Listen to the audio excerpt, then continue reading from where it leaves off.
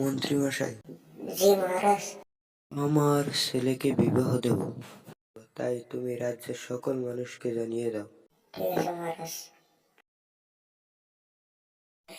শুনুন শুনুন শুনুন, খেয়াল করে শুনুন। আমাদের রাজামশাই একমাত্র ছেলে রাজকুমারের বিয়ে আগামী শুক্রবার, তাই আপনাদের সকলের সেই বিয়েতে নিমন্ত্রণ রইল। মা শুনলে রাজার ভেড়া কি বললো? আমরাও কিন্তু যাবো, সেখানে গিয়ে আমরা মজার মজার খাবো। ঠিক আছে বাবা, যাবো আমরা। এখন টিভি দেখো।